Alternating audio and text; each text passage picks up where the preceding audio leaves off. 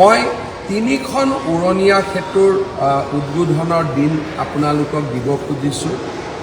আমি 10 তাৰিখে গধূলি গুৱাহাটীৰ চানমাৰী আৰু নুনমাটি গুৱাহাটী ক্লাবৰ মাজৰ উৰণীয়া সেতুখন 10 মাৰ্চৰ দিনাখন আমি উদ্বোধন কৰিম। 11 তাৰিখৰ দিনা আমি ডিফুত নিৰ্মাণ কৰা উৰণীয়া সেতু শুভ উদ্বোধন কৰিম আৰু 11 তাৰিখে সন্ধিয়া যোৰহাটত নিৰ্মাণ কৰা উৰণীয়া সেতুখন আমি উদ্বোধন কৰিম আৰু সিদিনাখনে যোৰহাটৰ জেলত আমি নিৰ্মাণ কৰা সুন্দৰ উদ্যানখনো ৰাইজৰ বাবে মুকলি কৰি দিম। 10 তাৰিখৰ দিনটো আমাৰ বাবে আৰু গুৰুত্বপূৰ্ণ। 10 তাৰিখৰ ৰাতিপুৱা আমি এটা সুন্দৰ অনুষ্ঠানৰ জৰিয়তে অসমৰ 40 লাখ, আকৌ এবাৰ মই সংখ্যাটো কৈছোঁ, অসমৰ 40 লাখ মহিলাৰ বেংক একাউণ্টলৈকে আমি 9,000 টকাকৈ হস্তান্তৰ কৰিম।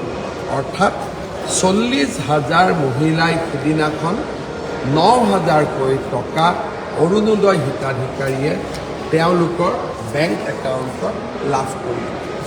11 তাৰিখৰ গধূলি যোৰহাট, ৰাতিপুৱা আমি ডিফুৰ ফ্লাইঅভাৰখনো উদ্বোধন কৰিম। কেইটামান বৰাক উপত্যকাৰ ৰাইজৰ বাবে মই দুটা খবৰ দিব খুজিছোঁ। 14 তাৰিখে ৰাতিপুৱা 14 মাৰ্চৰ দিনা ৰাতিপুৱা প্ৰধানমন্ত্ৰী নৰেন্দ্ৰ মোদী ডাঙৰীয়া শিলচৰলৈ যাব। সিদিনাখনে শিলচৰ আৰু গুৱাহাটীৰ মাজত আমি নিৰ্মাণ কৰিব বিচৰা 22,000 কোটি টকা ব্যয়েৰে এক্সপ্ৰেছ হাইৱেটোৰ আমি আধাৰশিলা স্থাপন কৰিম।